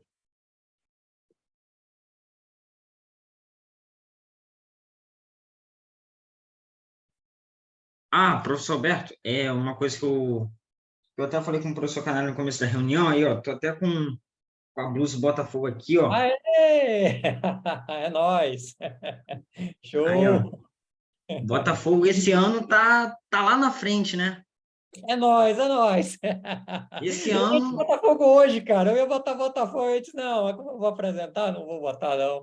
Mas estava coçando a mão para vestir do na reunião Botafogo. passada você tava com a blusa do Botafogo, né? Oi? Na reunião passada você tava com a blusa do Botafogo, né? Pois é. Ia botar de novo, porque, né? Mas de repente ele encontra uma grande força de arrasta e leva ele lá para trás. Não, eu vou aproximar por Taylor aí, vai ficar esse negócio aí, vai dar uma aproximação aí em caso de condições ideais. Não vem não, que esse Flamengo não vai dar conta, não. O arrasto, o tal dele é enorme. Ai, ai. Vai tender a zero o arrasto, né? Vai entender, a gente vai ganhar lisinho, ó. Boa, valeu, homem, eu gostei mesmo. Tá bom? Tchau, tchau, todo mundo. Ai.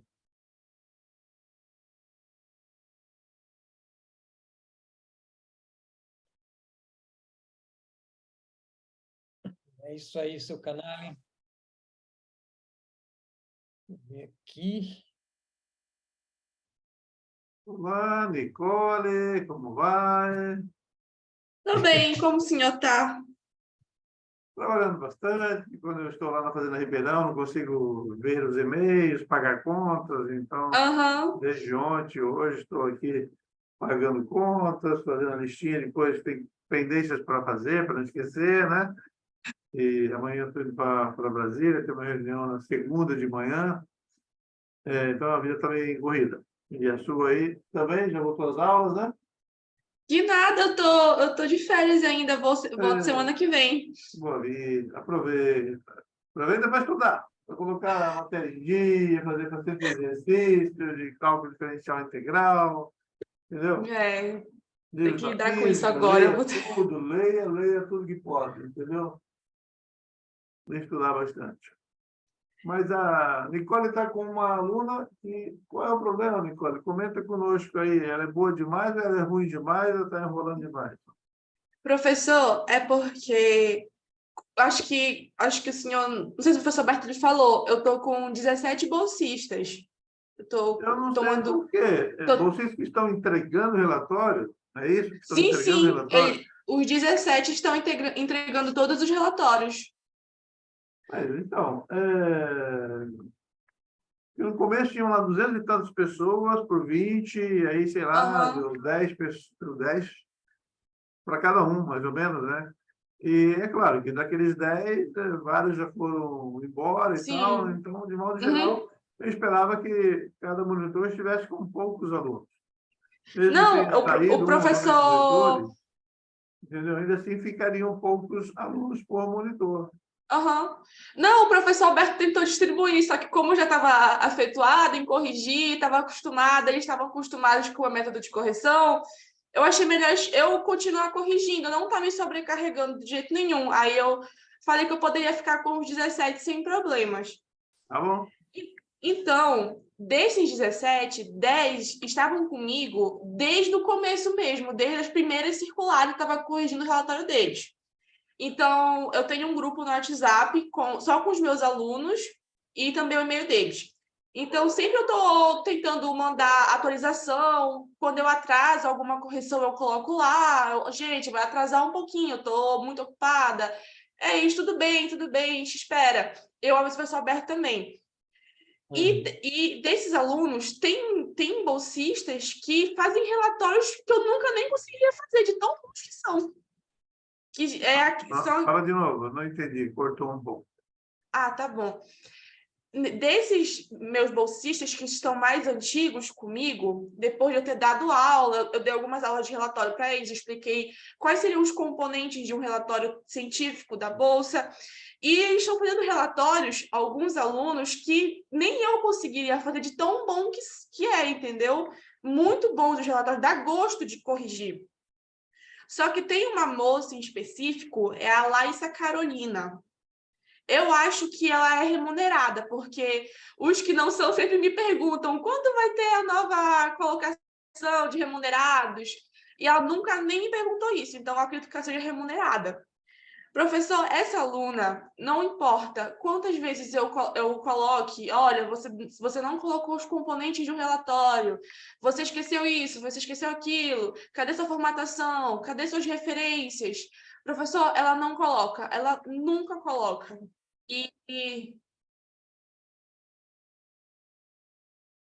Opa, acho que caiu. Ou fui eu que caí? Pode falar, Carolina, estamos ouvindo. Então, essa bolsista, eu já tive outro problema com ela, que eu já repassei para o professor Alberto, não lembro se eu cheguei a repassar para o senhor também. Essa aluna e um outro aluno meu colaram na cara dura, um plagiou o outro e entregaram para mim.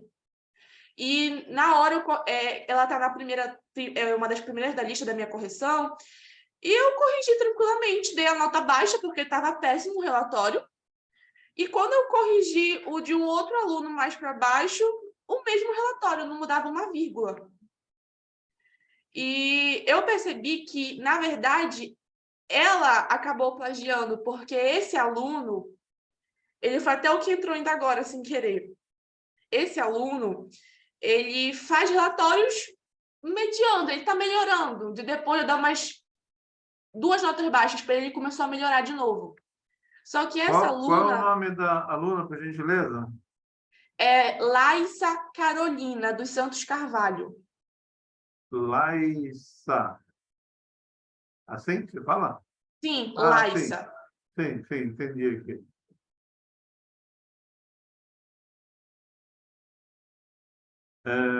Ela tem bolsa, é verdade. Pois é. E mesmo se o senhor quiser, eu posso até apresentar o último relatório que eu corrigi dela. Ela simplesmente colocou uma tabela, nada a ver, e colocou: tive dificuldade, não consegui fazer. E isso é recorrente em vários relatórios dela. Ela plagia do Google, eu jogo no Pega-Cola que tem, aparece que metade do texto é do Google, e ela não melhora, não consegue melhorar. Muitos alunos meus realmente chegaram sem mandar capa no trabalho, sem mandar sumário, mas melhoraram, estão melhorando, né? Eu sempre corrijo, mas ela, professor, ela nunca corrige nada, nunca. Aí eu ia pedir uma orientação do senhor professor Alberto, o que eu deveria fazer, porque é muito ruim você ficar na mesma tecla toda hora e a pessoa realmente não querer consertar os erros. Você tem dado notas aos relatórios, é conceito? Como é que está? Tenho. O dela, acho que a mais alta dela foi 8, que eu já dei para ela, que foi um resumo de um livro, de um vídeo, quer dizer. Mas eu sempre verifico se tem os componentes de um relatório, introdução, metodologia, desenvolvimento, conclusão. Quando é um resumo, eu não cobro isso, eu cobro só um sumário, que é o resumo. Eu coloco, gente, coloca um sumário falando sobre o que trata o resumo, perfeito. Não precisa dos componentes de um relatório nos resumos. E Sim. fazem isso certinho. Mesmo em resumo, ela não coloca sumário, em relatório, ela só coloca que teve dificuldade, não conseguiu fazer. As fotos são todas sem legendas, são todas bagunçadas pelo corpo do relatório. Então, eu sempre verifico isso. Aí, a nota mais alta dela foi 8, se não me engano. Sim, quando tem que fazer atividades práticas, como lançar o foguete, N vezes, ela tem feito ou não? Como é que é? Professor, pelo que eu me lembre, eu acho que ela fez 2 vezes só. Nas outras, ela colocou que teve uma dificuldade, ou colocou o gráfico errado, aí deu desculpa de que fez no celular. Mas, no geral, ela sempre coloca 2 tópicos que são pedidos e o resto fala que não conseguiu fazer. Fala que teve dificuldade. E eu sempre, assim, coloco para eles que podem me procurar, que eu sempre posso tirar dúvidas. E ela nunca me procurou para tirar dúvida alguma. Nunca. Sim, Como é sim. que é o nome dela mesmo? Laissa? Laissa Carolina. Laissa Carolina. É Porque a Laissa, Laissa. Laissa, Laissa. É. ela tem pelo menos uns 4 zeros aqui seguido, né? Exatamente. Uhum. 4 zeros seguido, aí um 6 e um 8,5 até a 29. As outras coisas eu ainda não passei a conta. Eu não sei se você me passou agora. Porque eu fiz aquela... Passei hoje de manhã para o senhor. Tá bom. Eu ainda não passei para cá, não. Vou passar. Aham. Eu sempre, assim, até hoje eu coloquei. Deixa eu abrir aqui uma atividade dela, só para vocês verem como que está sendo. Só um minuto.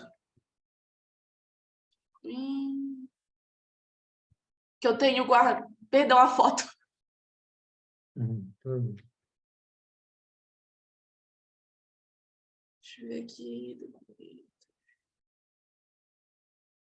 Esse foi o último relatório que eu corrigi.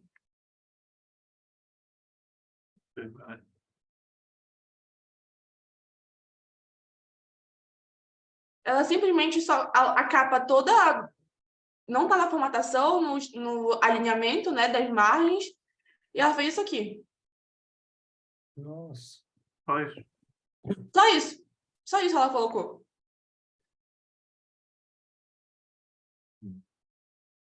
É complicado. Isso se repete em outras ocasiões também. Sim, eu não estou lembrada em quais exatamente aconteceu isso. Deixa eu ver.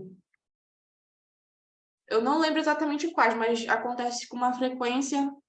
Deixa eu ver. Tarefa 24, não lembro qual é. Ó, 24 ela nem entregou. Mas Ela não essa altura do entregou. campeonato não era para estar com esse nível. Isso aí é trabalho de comecinho, né? Era das primeiras tarefas.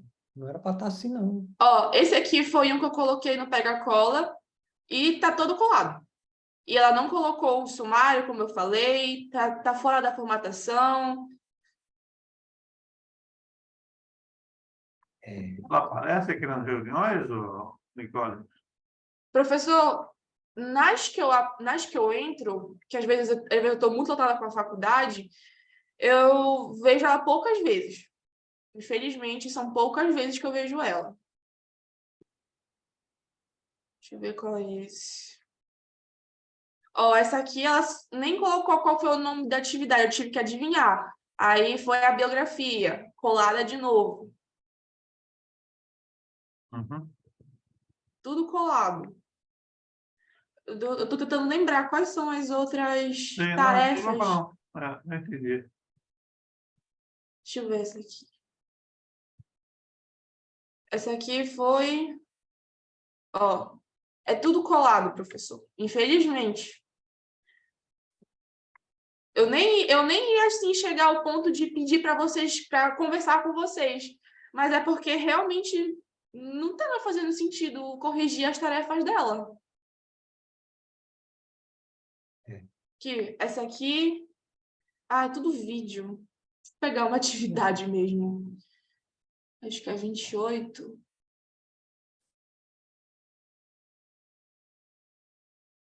Lançamentos do foguete. Ó, ela colou da circular essa parte, fez certinho essa aqui. Isso aqui ela pegou da circular e nem colocou os dados dela mesmo.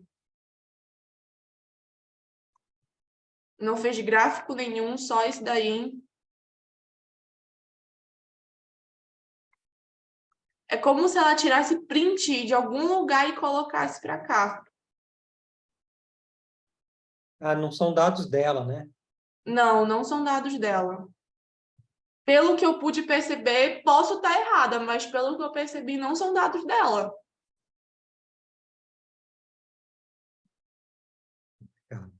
Ó, ela coloca só essas fotos, sem legenda. E eu sempre, assim, estou passando no grupo do WhatsApp e nos e-mails qual é a forma correta de um relatório. Não lembro qual é esse daqui.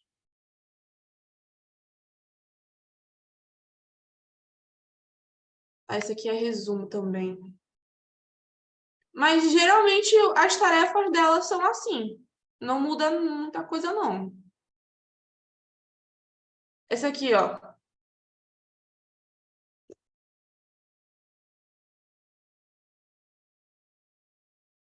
Dá para notar que foi feito mesmo de qualquer jeito, né? Não tava nem... Eu tô tentando lembrar qual foi a tarefa que eles dois plagiaram. Eu não tô lembrando agora.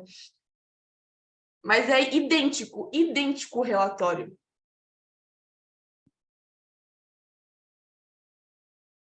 Aí, não sei o que fazer. Se eu dou mais de uma chance para ela, eu reúno com ela, só com ela mesmo, e falo a situação. Porque a gente já está circular na tarefa 41 já, e ela não consegue arrumar os relatórios dela. Dá para ver que ela não tem interesse em continuar com a bolsa, Nicole. Enquanto tem outros aí que estão doidos pela bolsa. Sim, Professor... eu tenho uma das alunas que tem os relatórios impecáveis, da inveja, que eu acho que nem eu fiz o relatório daquele jeito. Ela é voluntária. Ela sempre pergunta de quando vai ser acertado as bolsas novamente.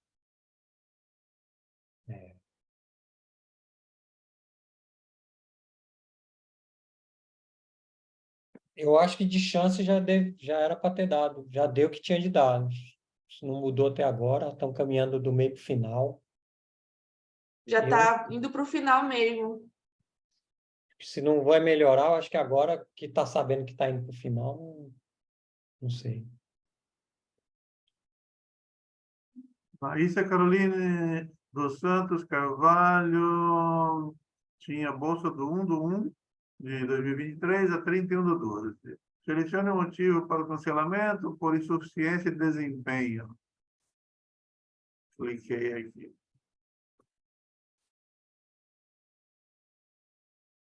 Justificativa. Aí até o professor Alberto viu as avaliações, 4 zeros seguidos. Não melhorou em nada. Ali... E assim, por mais que ela queira se recuperar, agora já foi o tempo. Aí, considerando que é a bolsa escassa, tem os outros, aí é uma falta de respeito com os outros, né? Sim. Nem é uma questão de dar chance para ela, não. Questão mesmo de desrespeitar quem está querendo trabalhar. Os alunos, os 7 alunos que eu peguei, acho que em junho, que eu falei para o professor Alberto que eu tinha disponibilidade de pegar mais alguns alunos. Esses alunos novos, eles estavam sem monitor, então eles estavam com uma defasagem no relatório e já arrumaram. Já conseguiram arrumar. O Romeu foi um que ele estava sem monitor e foi para mim. E aí ele não colocava sumário, mas era muito bom mesmo assim. Aí Romeu, eu sempre coloco o sumário do que vai ser apresentado, organização sua também, para você entender seu relatório. Aí já colocou o sumário, aí eu sempre expliquei, gente, quando vocês colocarem uma tabela ou um gráfico no relatório, coloque uma breve explicação do que está sendo apresentado no gráfico e na tabela. Eles já fazem isso certinho. Só nessa atividade, eu acho que 32 ou 33, que muitos dos meus bolsistas esqueceram de colocar o gráfico de dispersão. Eu fui tirando muito ponto, porque não é do feitio deles. Aí eu coloquei, você esqueceu do gráfico, você esqueceu do gráfico. Mas eu acho que foi uma falta de lida melhor na circular. Mas Pois é, pessoal. O CNPq está com um problema na página deles. A Pâmela já tentou excluir alguns que não entregaram relatórios. Eu acabei de tentar excluir essa Laísa agora e dar mensagem de erro na plataforma do CNPq. Entendeu? E acho que já faz algumas semanas que está com esse problema. Não sei se é alguma coisa, porque estamos aqui no, sei lá, dia 12, não sei. Eu vou mandar para a Pâmela, dizendo que essa aluna aí deve ser excluída assim que for possível. É incrível, tá? Eu acho que a gente não está conseguindo excluir, entendeu? Porque eu preciso excluir 3 alunos para entrar 1 agora. Porque eles não mudaram o montante, entendeu? E não estamos conseguindo excluir. Tá? Mas você pode ameaçá-la à vontade. Fala, olha, estamos solicitando a sua exclusão. Ou vou solicitar a sua exclusão por insuficiência de desempenho. Entendeu? Pode ir falando para ela isso. E assim que a gente conseguir, ela vai ser excluída. A pessoa que não tem interesse no dinheiro, entendeu? Eu comentei com você rapidamente no momento aí, né? E outros estão aí muito interessados em aprender, fazer, aperfeiçoar, né? E que mereceria estar recebendo, né? Entendeu? Então, Nicole, fica tranquila. Você está fazendo a sua parte, ela está só perdendo, que não está aproveitando a sua orientação. Né? Sim, e quando eu fiz a reunião com eles, só com os meus bolsistas, ela estava na reunião. E eu expliquei, eu contei minha experiência, o que eu fazia, como eu estudava para a iniciação. E, assim, eu achei que eles fossem seguir isso. E, realmente, muitos seguiram. Tanto que, quando eu fiz a reunião, não sei se o senhor lembra, o Vitor, ele deu um template do fundo da obra para o relatório. E eu passei esse template para eles. Eu falei, gente, sempre coloquem a logo da obra da Bob Fogg para simbolizar que é o relatório da Bolsa. E eles mandam tudinho nesse template. E ela até manda, só que é do jeito que vocês viram, né? Sim. Infelizmente. Sim. Bem, obrigado aqui pelo aviso. Né? Alberto, você tem que ir monitorando e documentando aí, porque... Sim, não, está tudo registrado. Porque outro dia a gente foi excluir um aluno. A Pâmela até mandou mensagem. Você foi excluído por, sei lá, insuficiente desempenho. A professora dele veio brigar aqui. Vamos procurar os nossos direitos. O aluno entregou não sei o quê. Pâmela, o que ele não entregou? No dia tal ele não entregou porque era feriado religioso. No outro dia ele não entregou, mandou mensagem porque estava chovendo. Depois não entregou porque estava viajando. Entendeu? Não tem direito. O bolsista não tem direito nenhum, só tem direito de trabalhar. Exatamente. Não tem direito trabalhista nenhum, né? E a gente tinha dado lá várias oportunidades para o sujeito, faltou várias vezes coisas, entendeu? Mas a professora veio brigando, né? Defendendo o aluno dela, né? Acabou que, infelizmente, não conseguimos excluir nem aquele desgraçado lá, porque o sistema está travado. Porra. Outra sorte danada, né? Que fogo. Sorte danada. Aquele lá e dessa peste aí, né? Dessa isso aí, entendeu? O CNPq tá, sei lá. Né? Eles, sei lá, não pagam o pessoal que faz a manutenção no sistema, aí dá pepino, o negócio fica lá, entendeu? Né? Então é isso. Você vai fazendo o seu trabalho, Nicole, entendeu? Mas pode ir avisando, olha, a qualquer momento o canal pode excluir você porque você está com várias notas baixas aí, entendeu? Assim que voltar ao sistema, a gente vai eliminar um monte de gente aí que está com falta sucessiva nessas reuniões, não entregou relatório, entendeu? Nota muito baixa, a gente vai fazer uma limpa. E aí vamos colocar os bons, né? Entendeu? Mas estamos dependendo do CNPq, tá? Tá bom. Qualquer coisa eu aviso vocês de novo. Tá bom, Ricardo? Muito obrigado. Boa noite. Tchau, boa noite. Tchau, tchau.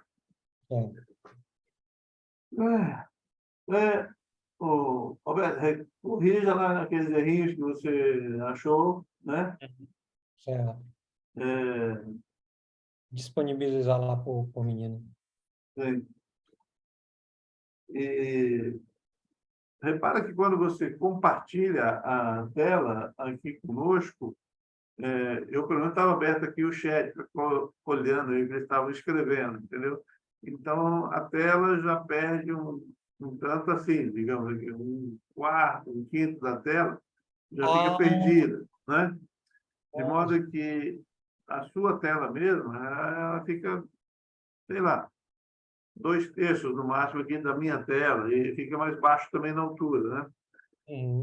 Então, você precisa usar uma fonte maior e mais espaçada as equações para facilitar a visualização, entendeu? Entendi. Né?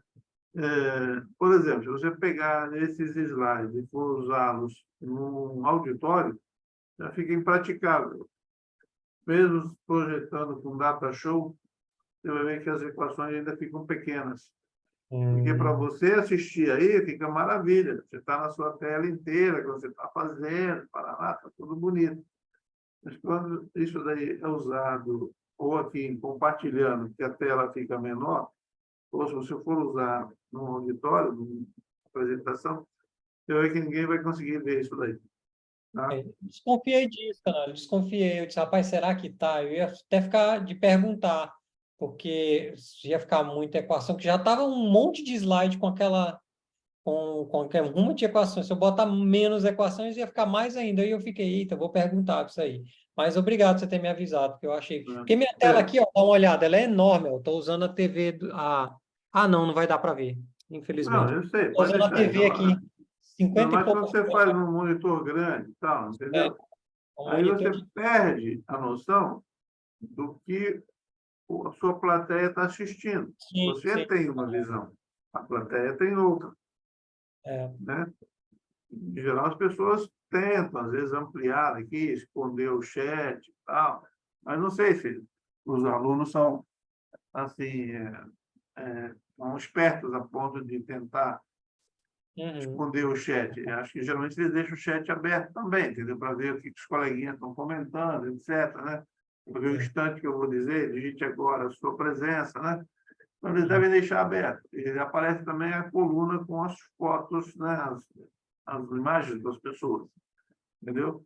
Então, seu slide, na verdade, fica pequeno. Por isso, as suas equações têm que estar numa fonte maior e mais espaçadas. E, se possível, sempre num contraste bem grande entre o fundo e a equação, né? E talvez para não assustar muito, é o caso de fazer menos passagens intermediárias. E quando você coloca passagem intermediária, você vai tendo que, ou você fica substituindo em cima da mesma equação, que também não é uma boa ideia, ou você fica escrevendo várias linhas, né? Então, simplificando aqui, vou isolar o T, não sei o quê. Não sei. Como eles não vão acompanhar isso, né? Você pode simplesmente escrever. Depois que isolarmos o tempo na equação acima, obtemos. Isso já dá a solução, né? Ou seja, uma coisa que eu achei interessante na apresentação do vídeo é que, ao final, ele comparou os dois bloquinhos de equações sem resistência do ar e com resistência do ar, né? E aí as pessoas podiam ver, poxa vida, aqui ficou simples, aqui tinha um termo exponencial, né? Entendeu? E ele foi crescendo, obviamente, né? Com a inclusão da resistência do ar, né? Algumas coisas que eram bem fáceis de se obter, né? O tempo de queda, por exemplo, lá, sem resistência do ar, né? Agora já ficou bem mais difícil obter. Se não me engano, cara, tem equação transcendental, você não consegue, né? Isolar o tempo, achar o tempo de voo do foguete, né? E assim por diante, né? Tá? Não, tranquilo. Vou tomar Por isso, o ideal é sempre ou você fazer uma apresentação para mim antes, às vezes não tenho tempo para fazer isso, ou pega a Nicole. Nicole, eu vou fazer um ensaio aqui com você, entendeu? Uhum. Como você está vendo, ela é muito atenta, ela esteve conosco na jornada de foguete, né? Já tem até bolsa da universidade, está no segundo período, né, para você ter uma ideia, fazendo física, e ela vai ser muito esperta, né? Então, você apresenta para ela, ela vai falar, sei lá, quando está pequena, fica chover aqui, entendeu? Ou você está falando muito depressa, né?